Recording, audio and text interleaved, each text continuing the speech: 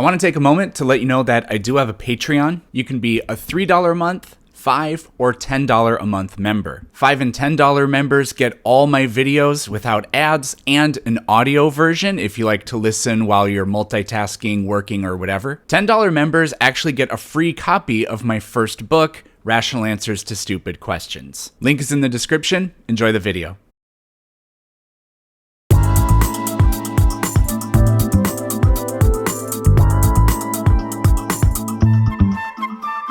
Jordan Peterson was on Jubilee, and the original title of the video was One Christian versus 20 Atheists, because that's how these surrounded things work. They have now changed the title of that video to Jordan Peterson versus 20 Atheists. It did not go well for Peterson. There's no chance that this video will be monetizable, but views are good for the channel, so share the video if you can. If you're not a subscriber, please do that. It helps a lot. Why Jordan Peterson was even there, I have no idea, because again, it's Christians versus atheists, and Jordan Peterson is an atheist. God is the ultimate fictional character. There we go. And then we're trying to characterize his nature as that which should be emulated, that unites us psychologically and socially. So he has talked at length about if we lose God, then we'll lose art and literature and meaning and purpose.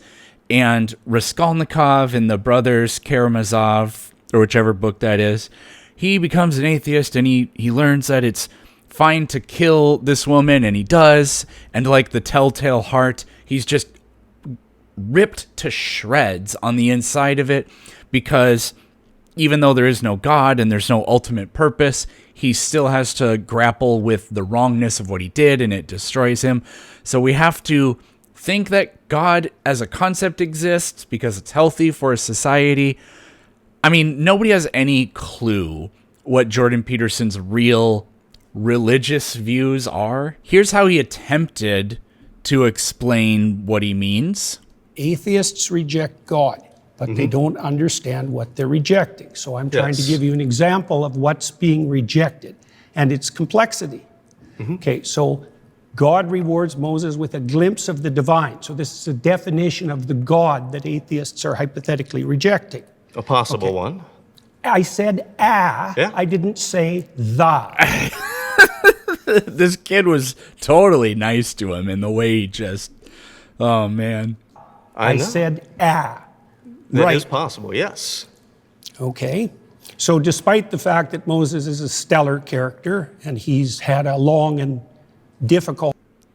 He's absolutely not. He's almost a tragic character. Every single time God tries to get, well, not every time, but God tries to get Moses to do something, and Moses is like, ooh, I just don't have the metaphorical substrate for this. Aaron, can you do it for me instead? And then Aaron has to come in and do what Moses couldn't do. The oddly specific reason for why Moses isn't allowed into the promised land is, I'm sure a lot of you know the story of the Israelites. They were looking for water, so Moses struck a rock with his staff or with a stick, and then it split and water came forth. Well, God told Moses, it might have been Moses and Aaron, I don't remember, but he told them to simply speak to the rock, but they didn't trust that that would work, so he hit it with a stick instead. Now the miracle or whatever still occurs, but God says, because you didn't trust me, you will not be able to go into the promised land. Now, I'm ignoring Moses commanding, the slaughters in Numbers. I'm not saying he's not stellar because of that, because he isn't. But like literally, even if we take an apologetic approach and we look at the story of Moses in the Bible and we say that the whole thing, there's nothing wrong with anything that happens, Moses still comes out of it looking really like a weak leader. Not much of a leader really at all, and just kind of almost like a reluctant hero. Life and can withstand a lot of difficulty and travail. God puts him between two cliffs, so he can just see a crack of what's in front of him. And when God walks by, he allows him to see his back. Okay, so the implication of that story is that the divine is fundamentally unknowable. It's a pinnacle experience, and that... So because God and Moses are in a narrow crevasse, and Moses can see God's back, God is fundamentally unknowable. So atheists are rejecting something that's fundamentally unknowable. That's hilarious, because later on you're going to see Jordan Peterson throw an absolute fit around the idea of rejecting something you're ignorant about. People in their finitude have to be shielded from a comprehensive vision of the basis of reality. Well, that's not the God. What did that mean? What did any of that mean? Are you saying that God is our nanny and we need our nanny? Are you saying we need protection from the gross realities of the world? It's a dark and dangerous place, and God is to guide us through that or protect us from that, or what?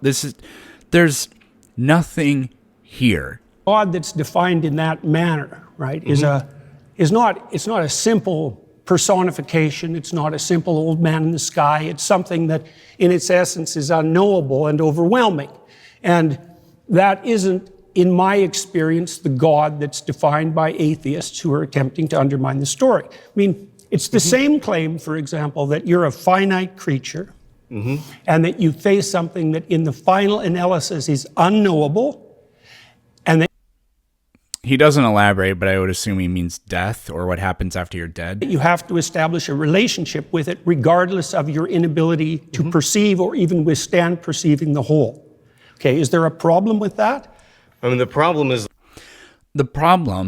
is that the God we're told about is specified in details, in stories, and we reject it. Now, Peterson never has. I've had tons of conversations with Christians where they say, well, I'm just going to try to convince you of good arguments in favor for theism or deism or just God existing in general. And Peterson never does that. So, I mean, this whole attempt he makes at saying, oh, well, if you reject God, then you reject all the things I've said before. But it's always specifically the Christian God from the Bible. This was a fantastic move on, this guy's name is David. Tell me everything on his part. that you know about the Polynesian deity Lono, L-O-N-O. I don't know anything about the Polynesian deity Lono. So you're rejecting something without knowledge of what you're rejecting. I'm not rejecting it. No more than I'm rejecting do you believe in anything Lono? that I don't know anything about. Do you believe in Lono? Do you believe that he is a deity that exists in the world, exists in the universe, that exists in the existence of everything? Do you believe that Lono I'll is answer a that being? question once you answer my question, which is, do I reject everything that I'm ignorant of? Yeah, pretty unfair because he asked you the question first, Jordan. Because that's your presupposition that undergirds your argument, and unless you can prove that that's valid, then there's no point. My question is quite simple. Yeah, but that doesn't Do mean you it's believe- formulated accurately. Do you believe that Lono exists? Yes or no? I'm not going to answer that question. He does that exact same in hilarious comic fashion later on as well. It never gets to this point, but, you know, David could be arguing as an igtheist, where I don't know that God exists, and the gods that people tell me about are mutually contradictory, and the God of the Bible is he himself is such a contradiction. And its characteristics, all you have to do is listen to Jordan Peterson talk about it, or you wouldn't have to get it from him. You could listen to anybody talk about it, and you'd walk away thinking, that is the most incomprehensible thing I've ever heard. Spaceless time is immaterial, exists nowhere, no when, and for no amount of time, and in no particular place. But it's even simpler than that. I've had this conversation plenty of times. I don't reject God's existence because you can't reject something that you don't know. Any God, even the Christian God, could exist. He would have to be different than how he's portrayed in the Bible because he's a contradiction. But I don't know that, so I'm not rejecting it. Another funny implication about this logic where, like, if you try to disagree, that if I don't know God exists, I'm not rejecting him. If you try to disagree with that, then you have to come away saying that Satan is a Christian, because Satan knows exactly who Jesus is and all the stuff that Jesus did. So he's a Christian. And, funny enough, that means a Christian can go to hell. For the reasons I just described. You already insisted that if I reject something, that if I'm ignorant of something, I reject it. Do you think that everyone in the world has to know everything? Yeah, so I think he was trying to, I don't know exactly, but it was a brilliant move if he was trying to approach it from the angle I was describing. And then it would nullify Peterson's prompt here that, no, I'm not rejecting it. I just don't know it. Simultaneously for that to be valid and true? I think in order for your argument to be true, in order for it to be true that we atheists don't understand what we're rejecting, then you need to also apply that to yourself and to Christians and to Muslims and to any other person on this earth, where if you don't understand what you're rejecting the belief in, then you can't reject the belief in it. That's the implication of your claim. I didn't say that I rejected the belief in Lona. I said I didn't know who Lona was. I didn't say anything about rejecting. That's because I've asked you several times and you haven't, but let me get to my even greater point. Mm-hmm. You're saying atheists don't understand what religion is or what God is in order to be able to reject it fully or completely. We have someone over here who studied it in their own way. I've studied religion. I have a degree in religious studies, specialty in Christianity and Mediterranean traditions.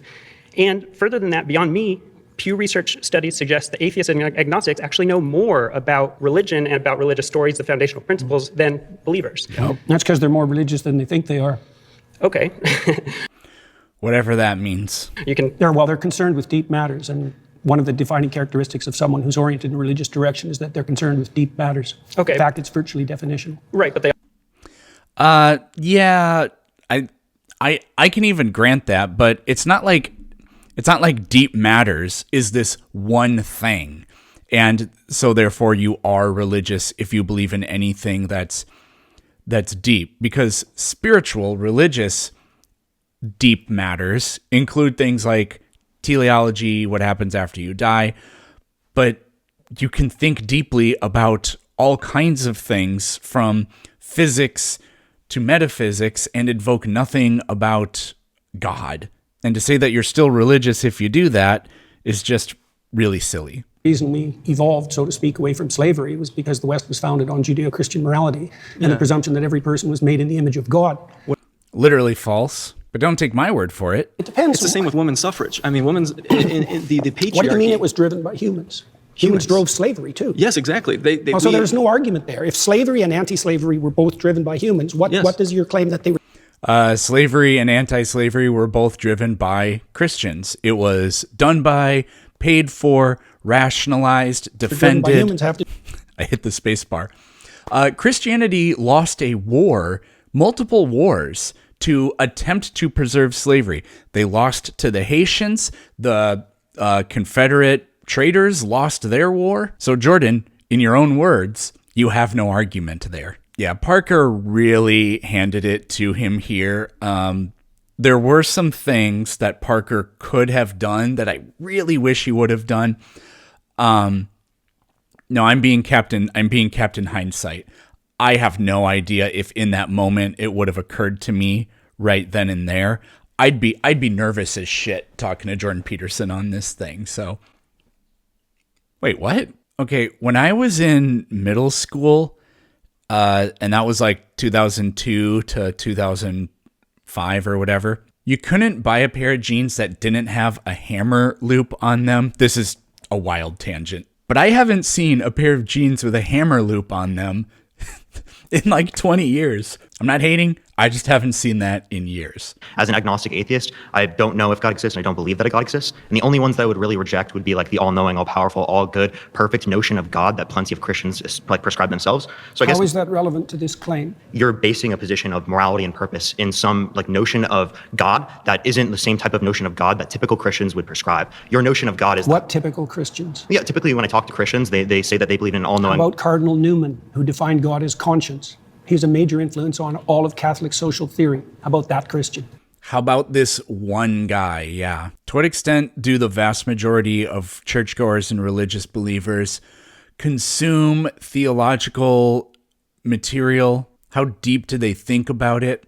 I would bet all of my money that the vast majority of them think about it almost never. It's like politics. It's unbearable how ill-informed the typical voter is. Sure.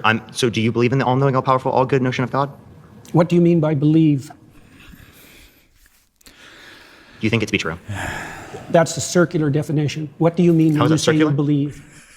That's a circular definition. I don't know what he was even trying to do there. To say that's circular, you're just clarifying what believe means. It's like he's pretending, oh, you're telling me that it's true? Oh, okay, well then I believe it. Which that's not even circular.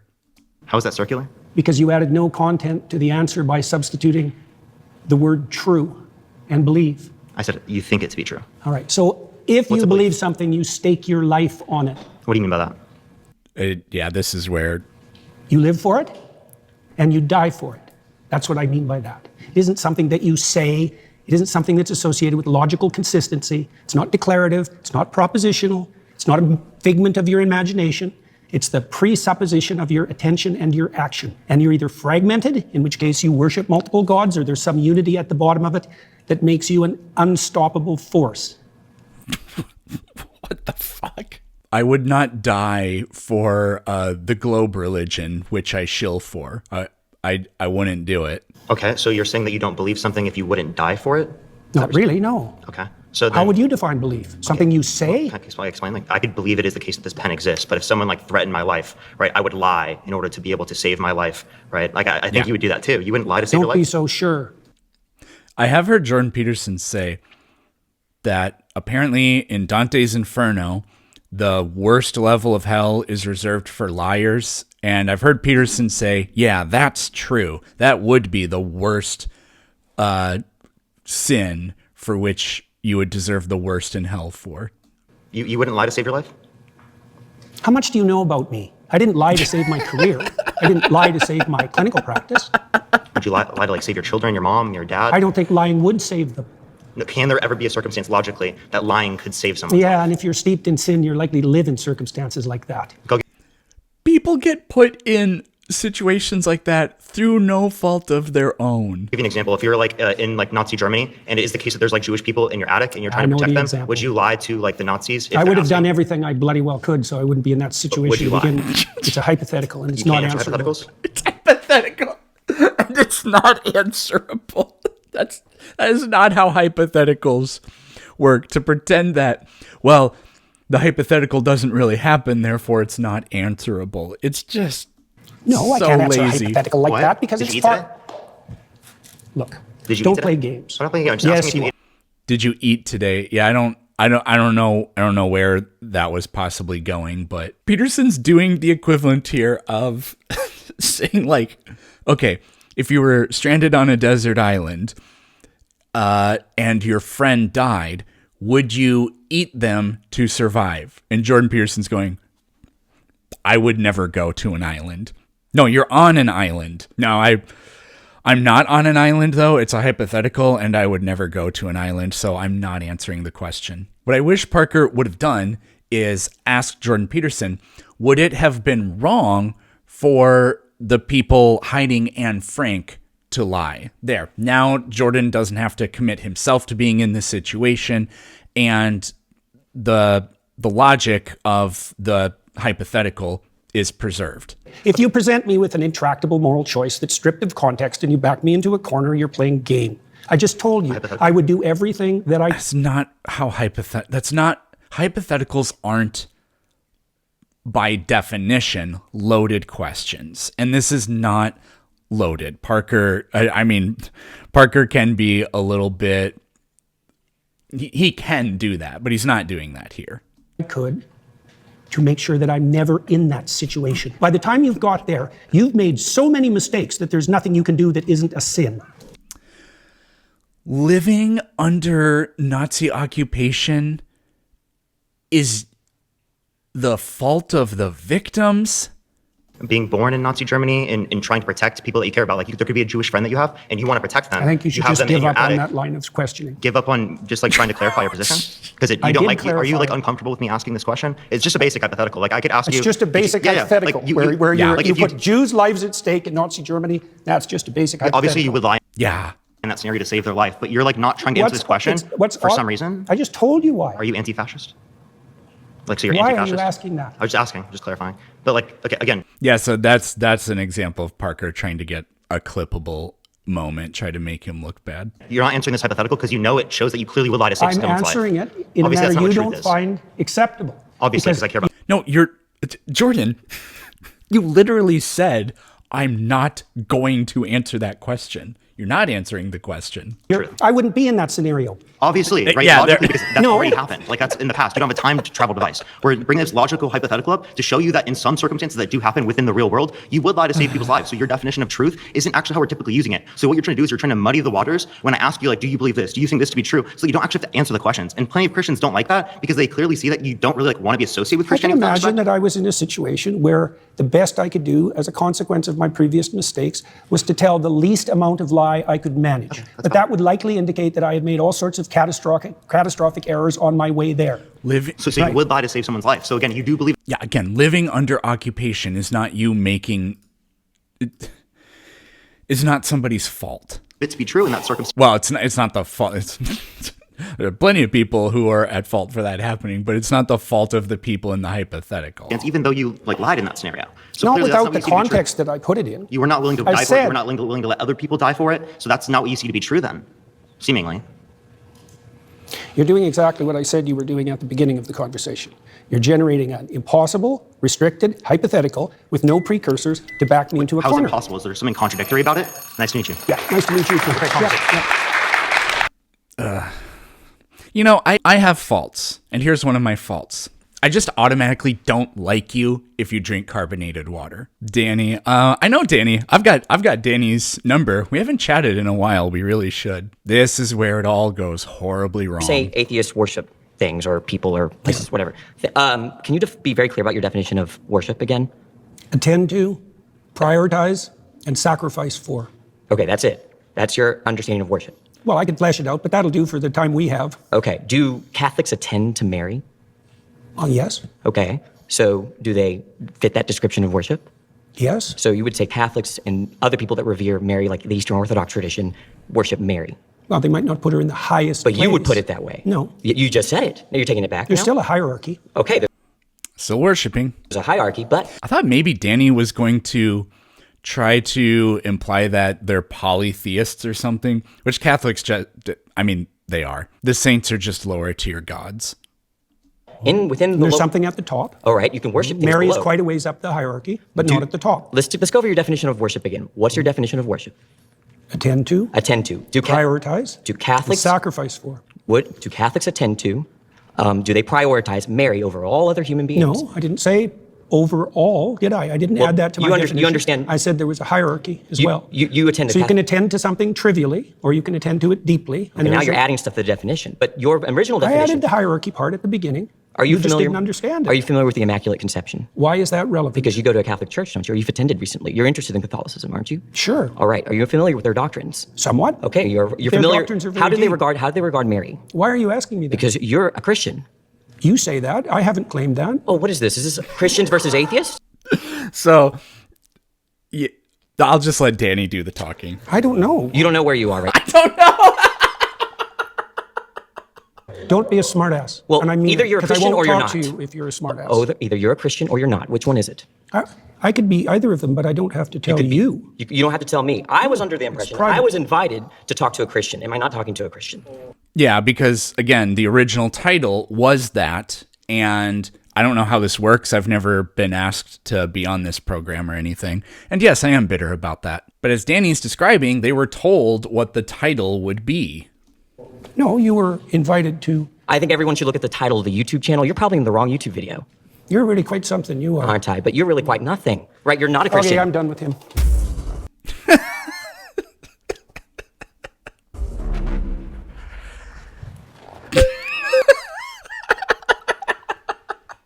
You know, Danny's point was deeper than just taking what Peterson said and saying the opposite. Peterson is a total hypocrite. He accidentally told the truth once and said that God is a fictional character, admitting that he's an atheist. But when pressed on what his beliefs are, he never even tries to answer them. Then he accepts an invitation to be the Christian versus the 20 atheists. Then by his own definition of what worship is, it's pointed out to him that, actually, you do worship Mary. You're a Christian. No, I'm not. He's a contradiction. And Danny was right to say that you're really quite nothing. It's very nice to meet you. What's your name? I'm Ian.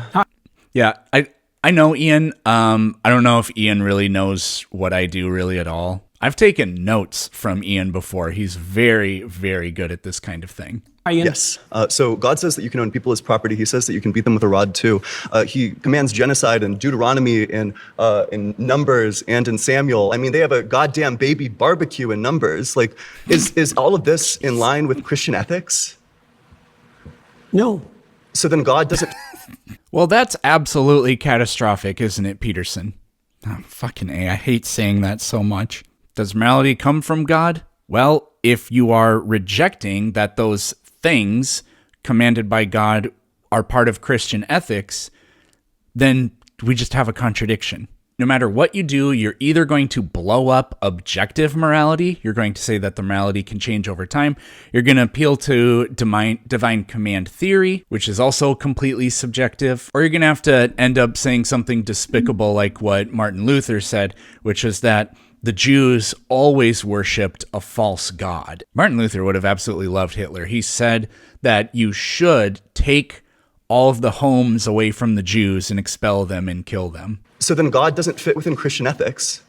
Well, the biblical library Exactly. is a continuing story, and everything written in it has to be contextualized by the entire text. There's 65,000 hyperlinks in the biblical text. And you can take people... Oh, he's talking about that arc diagram, and that is not what that means at all. This is one of the coolest things I've ever seen. So, at the bottom here, every single one of those lines is a biblical verse. It's not a biblical verse, it's a biblical chapter. Now, the length of the line is proportionate to how many times that verse is referred to in some way by some other verse. No, the length of the line is how many verses are in that chapter. So you say, well, this is the first hyperlinked book, right? I'm dead serious about that. You can't click and get the hyperlinks, obviously, but it's a thoroughly hyperlinked book. This is how they define cross-references. They are conceptual links, not direct linguistic references, but conceptual links between verses, connecting locations, people, phrases, etc., found in different parts of the Bible. Right. So whoever created that graph, even if they just thought that there was some sort of reference happening, they would draw a connection. It's all just incredibly flimsy. But even if it wasn't incredibly flimsy, how many times do you think the Harry Potter books toward the end of the series cross-reference things from the beginning and in the middle? Like literally over and over again. Pieces of it out of context and criticize them, and that's what you're doing. But that's a mistake, I think. It's an analytic mistake because you're putting the cart before the horse. I really don't think so. I think that if we say that something is Christian ethics, then I think that all of the books essential to Christianity would fit with it, especially if it's like the main character. When we're talking about How do you deal God, with the morality of war? So, how do you think you should deal with the morality of war? Sure. Because I feel like the morality, like I feel like Christian ethics, like this is kind of, I guess I just think it's like kind of an absurdity to say that God doesn't fit within Christian ethics, but sure, well, we can go on my ethics. That's totally fine. I don't know what you mean by an absurdity. What game are you playing with? Well, I just think that it's an absurdity to say that the Christian God doesn't fit within Christian ethics, that like the Christian God isn't like Christian ethical. I said that No, you did. the specific statements that you made don't take the context of the stories into account, and so that your analytical approach is false. I mean, look at the way he just looks like an evil cartoon character right now. He's so incredibly insecure and pissed off that he's being called out for his... Well, it's not even that he's being called out, because he's not. Ian's being very nice. Jordan's realizing that he's full of shit, but, you know, his ego won't let him reckon with that. It's exactly what happened with the prophet Hadassah. Faulty. Sure. Don't put words in my mouth. Sure, then let's go through the example. Yeah, so, and I apologize. So let's go through the example. So in 1 Samuel 15:3, God says, go and slaughter the Amalekites, slaughter the men, the women, the children, the infants. What's the justification for that? Is that in line That's a with good Christian question. ethics? That's a good question. I don't really know what to do with the terrible, blood-soaked, saturated history of the human past. No, we're talking about the Bible. See how he diverted there? I don't know. And I don't think anybody knows. I mean, what you try to do in your own life. Not asking you about the past of humanity, talking about the Bible, and is the moral message of the Bible consistent? As far as I can tell, is to conduct yourself in a manner that makes such things much more unlikely. I totally agree. We're all saddled with the problem of the catastrophes that got us here, aren't we? Yeah, but this one was commanded by God. That's the problem. Yeah, That's well, what differentiates it from anything else, is that this one, it's God saying, go and do this atrocity. Do you think that there's ever such a thing as a righteous war? I'm skeptical. I'm not sure. It would probably be situational. Well, right, fair enough. But this one certainly wasn't a just war. The context for the Amalekite slaughter is that 400 years earlier, they fought one battle, which they lost, and God says, that's it, I'm going to wipe them off the face of the goddamn earth. And then 400 years later, he commands the Israelites to genocide their great-great-great-great-great-great-grandchildren. That's not a just war at all. And also, a genocide is not a war. Well, a genocide can be a war, but... I mean, they can happen at the same time, but... Absolutely not. Look, the genociding of the Amalekites, the men, the women, and the infants, that's not a war. The infants aren't combatants. Look, I already said that it's very difficult to look at the blood-soaked past and to know exactly what to do about it. The answer I gave to the judge...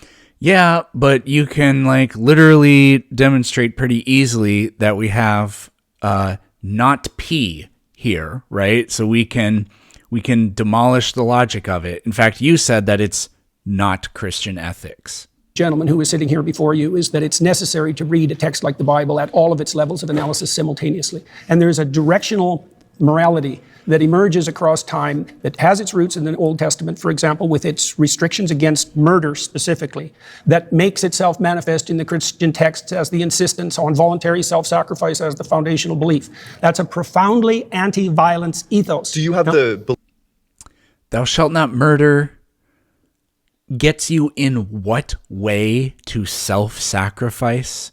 Belief in your theology. Well, what do you think of that? Wait a sec. Now, redress what I just said. So I'm about to address it, but I'm addressing it with a question. Do you think that God is by his very essence perfect? You'll have to provide more... Sure, just maximally great. I think it's a definition. Qualities. Sure. Yeah, like flawless. Yeah. So, okay, so does a flawless thing change? Here's what I wish people would do with Peterson, and it's something I started doing a while ago. Ian's asking Jordan Peterson a question, and I don't know if he does this deliberately, but the whole, it depends what you mean, whatever. What I started doing with people like this is I said, answer it on your own terms, according to you, because he's not being given hyper esoteric language. Perfect. We all have a loose association with what that means. Ian's critiquing Peterson. He's trying to find out, does Peterson...